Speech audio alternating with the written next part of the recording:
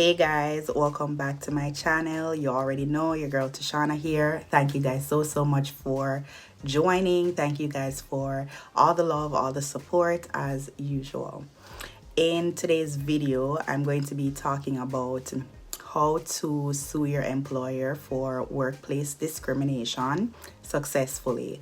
I'm going to be listing first steps that you need to take in order to have a successful suit. I'm also going to be sharing a separate video on my personal details that I can share obviously on my case in my channel membership. Go ahead and subscribe to my channel membership and that will be there for you. Lots of you have been subscribers of the channel for a while, so you would have been following the story when I used to share my story times on what I've been experiencing at work, discriminatory behaviors, microaggressions, etc. that I've been experiencing or was experiencing at my job, my old job. So you're not surprised to see this. I also did say in my update video that I had a major development and something that I've been working on in the background, but I couldn't share as yet, or I wasn't willing to share. I could have shared, but I wasn't willing to share as yet, and this is what it was. So now I'm going to be sharing steps that you can take if you have been experiencing a similar situation. This video is mostly for people who are experiencing something similar and they don't know what to do. Mine was specifically in regards to race, but it could be anything. It could be any kind of ism. It could be ageism, sexism, racism, discrimination based on your nationality, any discriminatory behavior based on a protected class. If you are experiencing that, this video is for you. So continue watching if you're interested in seeing the video. So here is the first step. The first thing that you're going to do is to make sure you are educated. So you're going to go ahead and educate yourself on what racism, for me, mine was racism. So I had to educate myself on what racism looks like. And you might ask, why would you need to educate yourself on what racism look like? Isn't that obvious? You're a black person and you're being discriminated against. Isn't it obvious? Wouldn't it be obvious what it would look like? And the answer is no, because there are overt ways how to display racism and there are covert ways on how to display racism, microaggressions, and very subtle ways people discriminate against others that you might not be informed of.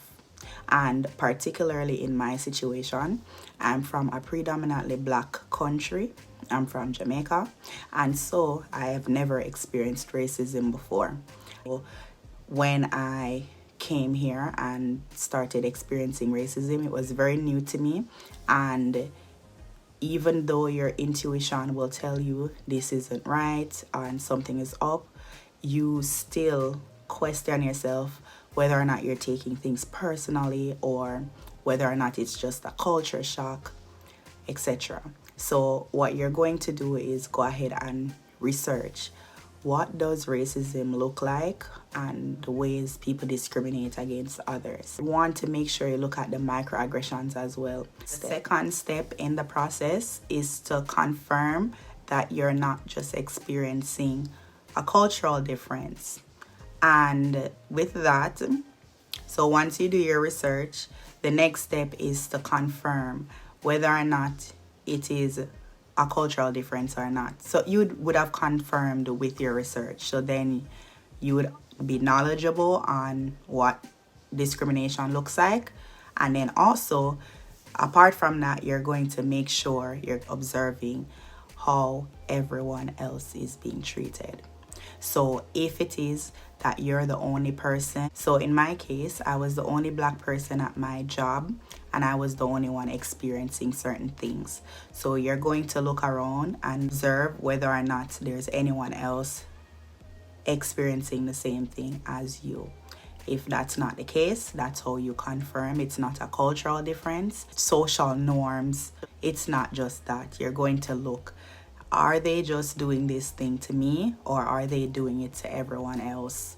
And not just that they're doing something to you, omission is also a part of it. So social exclusion, or excluding you from meetings, tasks, anything. So you're going to look, are you the only one that's being, the thing is being done to? And also, are you the only one that is being excluded from something? Third step in the process, you are going to start taking notes and remembering incidences. So either or, or both. Both or. Your pen is your best friend. I've always been told that while I was going to school. So you're going to start taking notes. So every instance that prejudice is happening in this instance, you're going to write it down. You're going to take note of it, okay? So that you can remember. You're going to write, on June 23rd, 2015, XYZ said to me XYZ, and I'm going to write it down, every single one. It might seem irrelevant and it might be time consuming or tedious to every time something happens run to your notebook, but trust me, you're gonna thank, your future self is gonna thank you that you took notes, because you might think it's something that you're gonna remember because it was so obvious. You don't necessarily remember, and if you do remember, you don't remember the dates, and dates are important, okay? Dates are important. You can't just say, hey, he said this to me or she said this to me, and you don't have a date that it happened. It needs to be a date. Even if you can write at 10:15, that would be perfect. And so even if you need to pull footage, you will have like a date and a time for the cameras to be pulled. Otherwise, it's just a lot. So write down everything. I would even suggest getting a separate notebook, an agenda. I had like an agenda. I would be on the day already, and I would have sticky notes in different colors. So like I'd color coordinate the range of the tier of the offense. So red would be something major happened, or like the pink is not so much, but it was said like a microaggression or something like that. So I would suggest, I'm very organized, so like I do things like that even in my normal day-to-day life, so that helps a lot. So when you're being asked, okay, what are the things that were done, then you can just refer back to your agenda. So like you have agenda books that have the dates and the calendar and everything, and then on the in the lines that provide for your notes and stuff, if you want to just stick a sticky note with the offense that happened right in there, so it's super organized and you can remember exactly what happened. You're going to also be observant in the tones that people speak to you in, okay? This is how you're gonna know who stands on what side, okay? Because there's a big elephant in the room. Everybody knows, chances are, okay? They already know what's up. They already know you're the target. They already know that they're planning to either take you out, get you fired, whatever the case might be, I don't know. Whatever their end goal is, it's an elephant in the room. You feel it, you're experiencing it, and everybody else knows. So how you're going to know who stands where, and this is important because at the end of it, you're going to need to give names. Who are the people that can vouch for you, that you are a good worker and you did your job and you weren't a problem, and you're gonna need to put down who are the people that you experience the discrimination from. So when you watch and observe tones, and it's a big thing, a lot of people say you're too sensitive, you're too this, you're too that. People are just people. Listen to what I'm saying. Tones And body language tells you a lot. How somebody's tone is towards you tells you a lot about how someone feels about you. Their jokes that they run with you versus what they run with other people tells you a lot on how someone feels about you.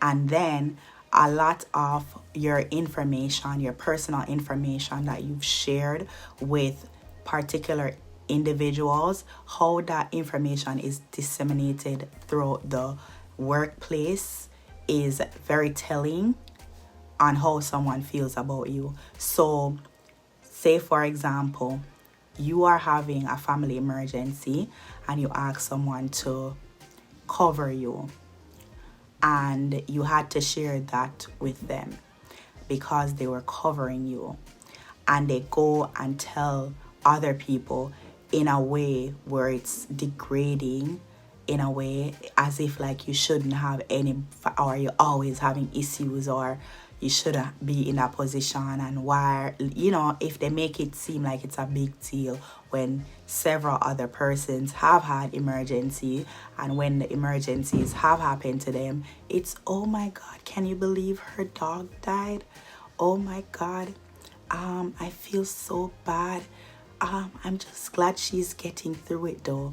But when it comes to you, it's a whole demonizing of your situation. So you want to be mindful of how information about you is shared by different people, and the tones in which people talk to you, and the body language. You want to be mindful, observant. This is how you're going to categorize people. Who stands where. Some people are going to be very neutral. They don't give a shit. They're there to work and mind their business. Some people are with racists and they're racist themselves. And some people are very much aware of what's going on and they do not agree with it, but they don't want to get involved. And then some people are going to be the people that they are aware of what's going on and they are going to stand with you no matter what. So this is how you're going to be grouping people, so that when it comes to it, you can identify who you can write their name, that they can vouch for you.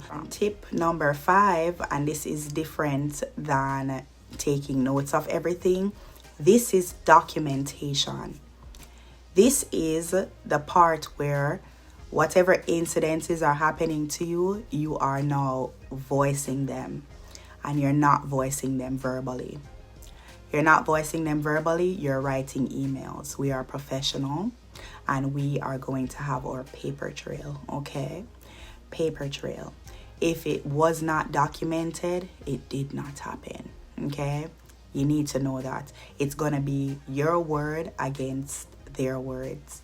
And remember, you're the singular person in this situation. Chances are you're going to be on your own, and it's going to be their words against yours. So, my friend, document everything. Once something happens, you're going to send an email or a text message. Good afternoon. Today at 4:50 p.m. I was leaving and so said such and such to me. I found it to be very prejudiced, and I would like for a conversation to be had or a meeting to be had, Or if you want to wait until a couple incidences happen with one particular person to then send an email or a text message, but it needs to be written, and you can list your grievance in the email very professionally. You don't want to come off unprofessional. Everything, remember that in the end, all this information is going to be sent to a third party. Another person outside of the situation is going to be looking at this information, and you don't want to seem like an aggressor. So yeah, just be very professional. Don't cuss them out. Remember, the end goal is you're going to sue these people, and you cannot afford to look unprofessional, aggressive, and like you're the problem, okay? Every situation, you send a text message, you send an email. If you didn't send an email and you didn't, send a text message, it didn't happen. Unless you're like me and you're also going to record conversations. because I am a person where you're not gonna lie on me, and I see what you're on. And because if you've watched the story times, you've seen where I said once something happens, people then go and side with each other.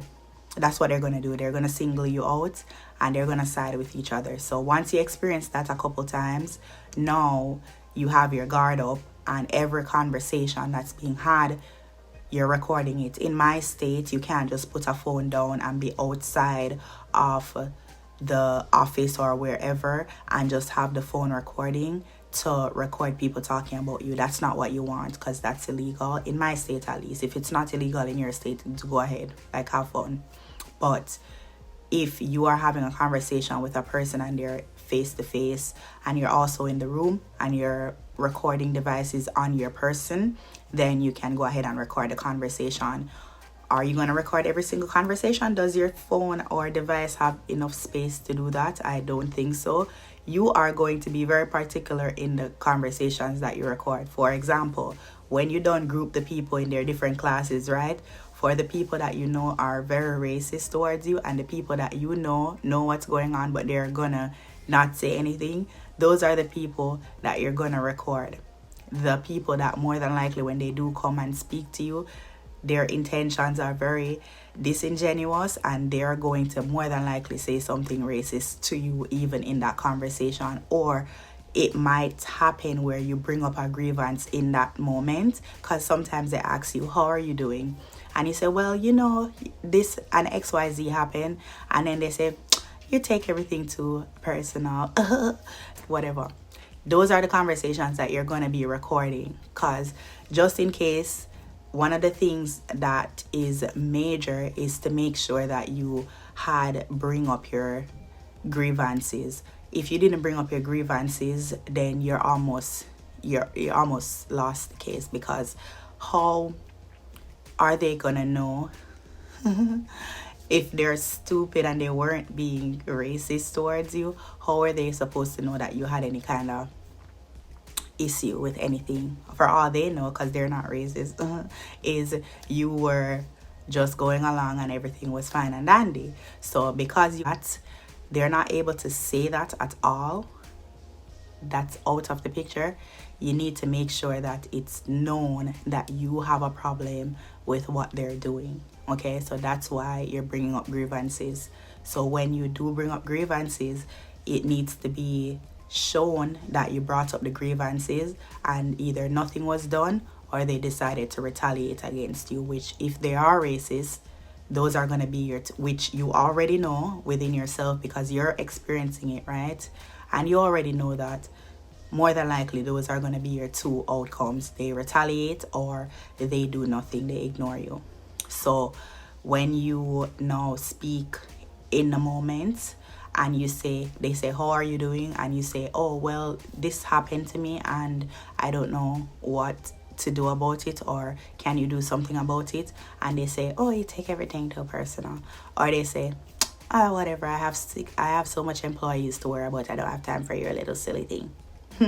Okay, I brought it up and you did nothing about it. Okay, I brought it up and you said I was just taking it personal, or I'm crazy. Okay, so now you're going to have that recording. So that's why you're going to either record your conversations or document, show that you have a problem with everything.